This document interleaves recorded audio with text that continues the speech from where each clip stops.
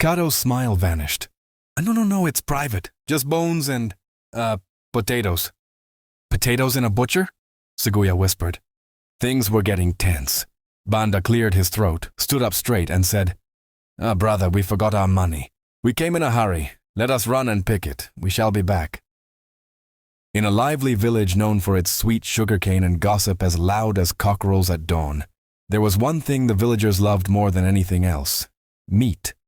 And not just any meat, the soft, juicy, tender meat from Butcher Kato's shop.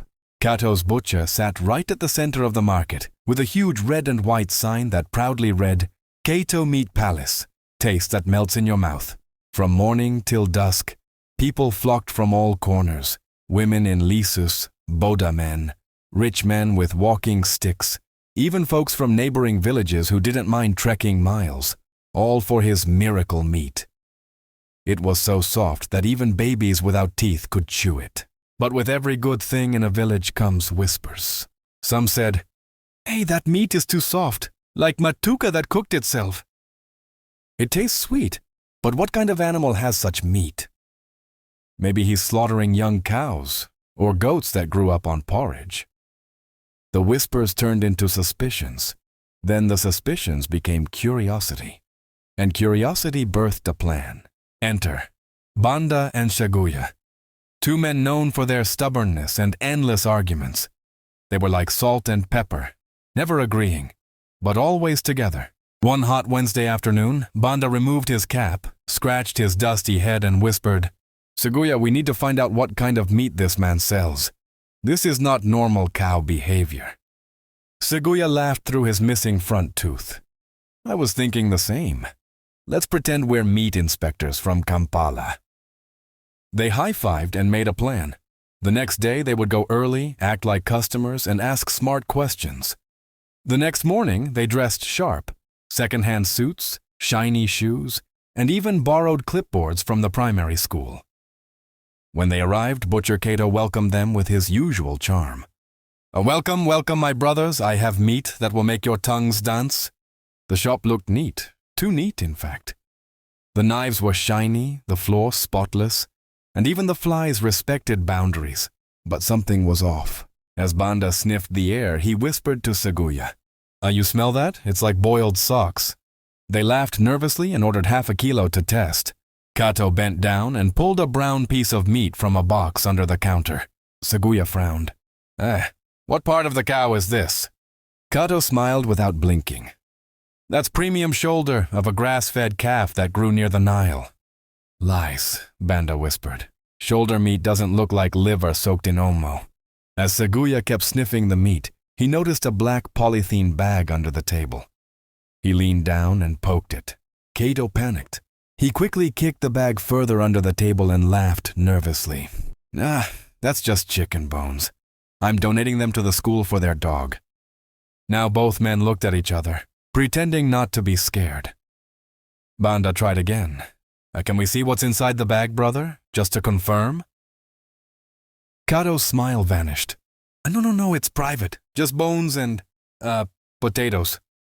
Potatoes in a butcher? Seguya whispered. Things were getting tense. Banda cleared his throat, stood up straight, and said, Brother, we forgot our money. We came in a hurry. Let us run and pick it. We shall be back. Kato, trying to remain calm, nodded with a grin. No problem, I trust you. Your meat will be here. As soon as they left, the two men practically ran out of the market, sweating, breathing heavily. Did you see that bag? I think I saw hair inside. Maybe he's selling monkey meat. No, worse, maybe human. 3 days later, it was Easter Sunday, the holiest day, and also, ironically, the meatiest day in the village calendar. By 6 a.m., women were already tying headscarves, sharpening knives, and marching to the market like it was a national election. And at the center of it all, Butcher Kato. His stall was swamped. People elbowed each other. Children sat on sacks waiting for scraps, and men stood giving meat orders like generals in a war zone. Hey, Kato, give me that soft meat, the one that feels like cake in the mouth. Cut it big. Today we are eating until trousers tear. Even with rumors floating around like mosquitoes that some men saw human-looking bones in his bin, No one cared. Softness was life. One woman in a sparkling yellow gomesi shouted, "I will buy from Kato even if he is selling crocodile. At least crocodile is softer than that Casolo's tire meat." Another agreed, "Last time I bought from Casolo, my son almost chewed his gums off." By 3 p.m., Kato was exhausted. His white apron now looked like a painter's rag, sweat dripping, eyes red. The crowd had thinned. He wiped his forehead with a handkerchief that clearly gave up 3 hours ago, then quickly packed up the last of the meat. He grabbed his knife, towel, and that infamous black plastic bag, then slipped quietly toward the fruit market to grab a pawpaw for his lunch, the forgotten bag. Kato reached the fruit stall, where a plump, cheerful woman sat behind a table of glowing orange pawpaws. "How much is that sweet one?" "1,500," she replied, wiping it with a cloth. "Okay," Kato said, handing her the black bag to hold, digging in his pocket with the other hand.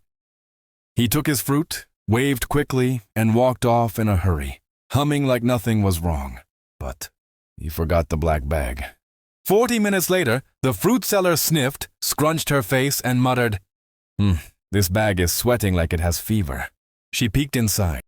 Her scream shot through the market like a gunshot. Traders ducked. One boda rider fell off his motorbike. People came running. What happened? Thief? Snake? Is it money? She couldn't speak, just pointed. A man opened the bag. A human head. Not cow, not goat, not monkey. A real human, bald, one-eyed head. Someone shouted, "I saw Kato here earlier, with that very bag." Yes, he was buying pawpaw from her. Then another voice from far off. "Look, there he is. He's coming back." Kato's return. The confusion unfolds. Kato came jogging from the shortcut near the borehole, wiping his forehead. "Hey, I forgot my black bag. Hey, these fruits confuse me." But before he could even step forward, the crowd split open like Moses parting the sea. The pawpaw seller pointed with a shaky hand. "That's him. That's the man who left this." People turned to him as one voice. Phones came out. Stones were lifted. Kato froze. He saw the bag open. He saw the head. He stopped breathing for 2 seconds. No, he stammered. "That's not my bag. Mine had chicken bones. For my dog. I don't even know that head." But his shirt was soaked. His knees betrayed him. His words were like scrambled eggs, messy and slippery. A boy shouted from the back, "Your dog eats whole chicken heads? You liar." A stone flew. Smack! Right on Kato's forehead. He staggered. Let me explain, he shouted, eyes wide. "Explain what? Where did you get this head?" "Are you selling us human meat, Kato?" "Hey, my stomach is shaking. I've been eating your meat every Sunday." Did I eat my cousin by mistake? Just as the second stone was about to fly, a loud whistle cut through the noise. It was Chief Bakaluba, wearing his long brown coat with 2 guards behind him. "Enough," he shouted. "We are not monkeys. You don't just stone people without hearing. Even Jesus listened to sinners." The crowd paused. Chief Bakaluba pointed his stick at Kato. "You, start talking. Whose head is this?" Kato blinked, opened his mouth, then closed it, then opened again. It's not mine. Maybe someone switched the bag. My bag was just chicken bones and skin. Maybe the wind changed them?" The crowd roared in confusion. Wind turned chicken into human head. This one thinks we are fools. Even my grandmother's ghost is shaking. The chief squinted. "Kato, don't play games. We're going to your butcher shop. Tonight?" Kato tried to laugh. "Hey, no need, chief. It's very clean. I even washed the floor this morning with Jik." But the chief was done with jokes. "We move tonight. You will not wash your sins away with bleach."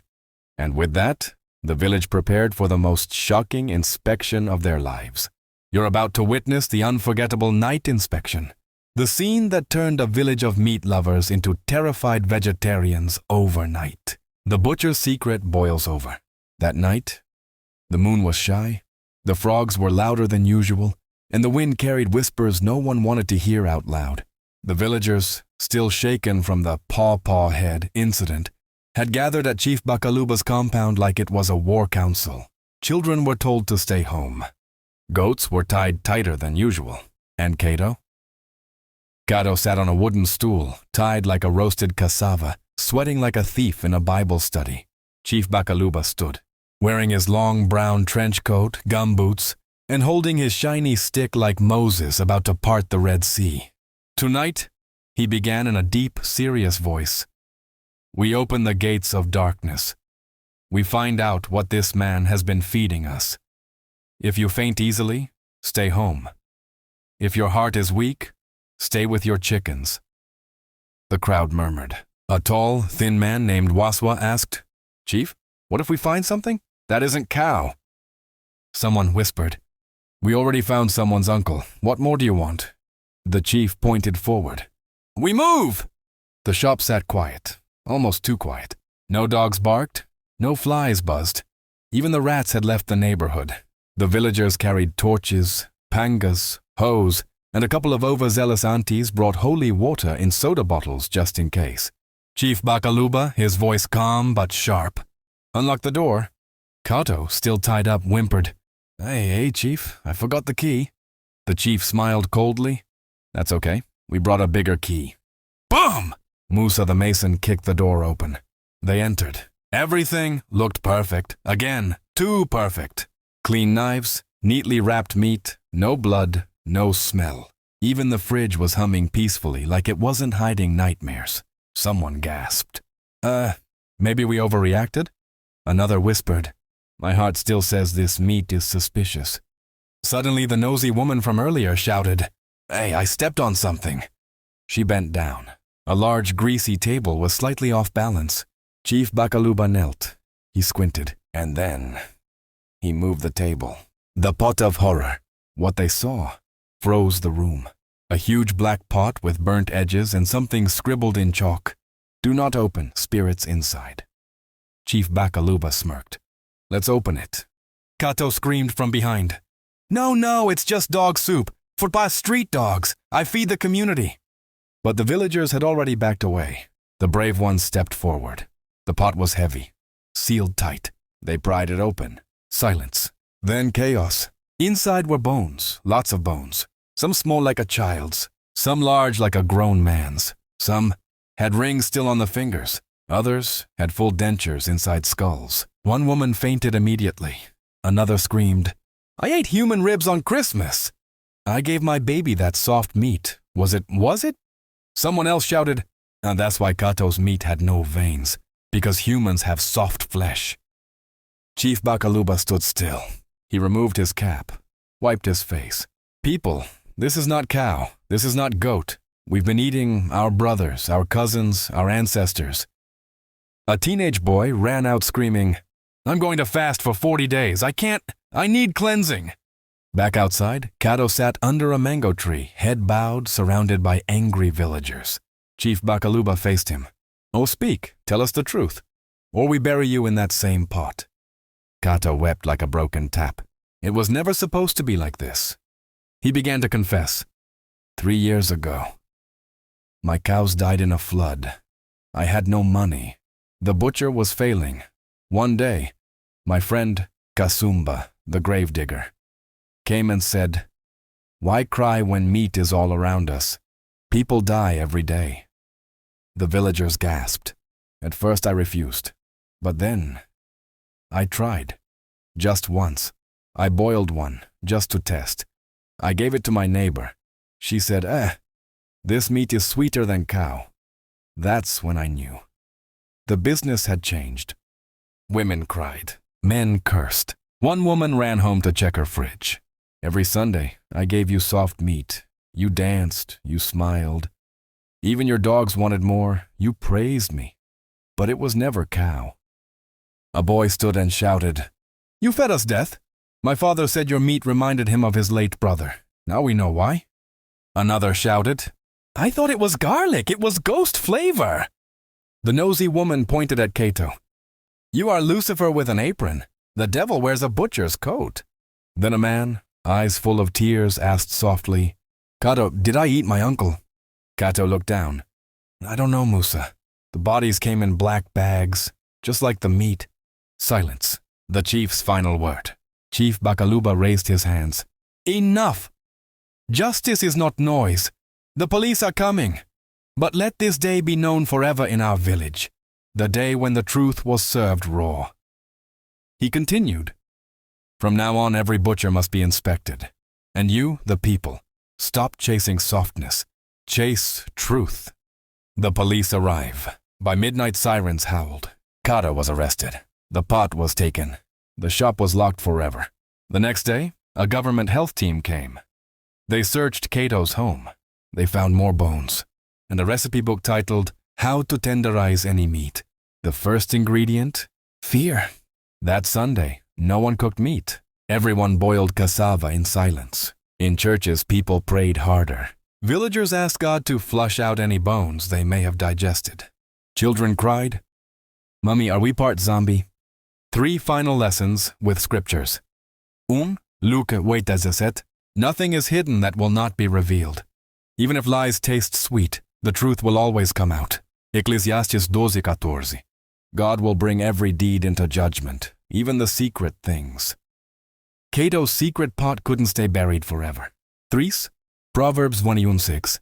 The getting of treasures by a lying tongue is a fleeting vapor. Kato's butcher empire was built on bones, and it turned to ashes. Epilogue. To this day, whenever someone says, this meat is too soft, someone replies, please ask, whose leg is that? Like, share, and subscribe for more shocking real-life stories with life-changing lessons. Don't eat blindly. Pray before every bite. And remember, not every butcher is your friend. If you were in that village, what would you to Kato? Which part of the story interests you? Leave your comment. Thank you for watching. God bless you,